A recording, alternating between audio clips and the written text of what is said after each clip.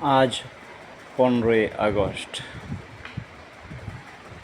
তুমি তো আওয়ামী লীগ, তুমি কাঁদো কেন? তুমি না এত শক্তিশালী ছিলে? এভাবেই তো এদেশের ইসলামপন্থীদের ধর্মাচার পালনে তোমরা বাধা দিতে, নিরীহ মানুষকে ধরে জঙ্গি সাজাতে। আজ দেখো, তোমরা তোমাদের সামান্য অনুভূতিটুকু প্রকাশ করতে পারছো না। এটা কি তোমাদেরকে সংশোধনের জন্য যথেষ্ট নয়? কিন্তু না, তোমরা অতীতে সংশোধন হও নাই, ভবিষ্যতে হবে না, জাতি এটাই ধরে নিয়েছে। আজ তোমাদেরকে নিয়ে জাতি তামাশা করে।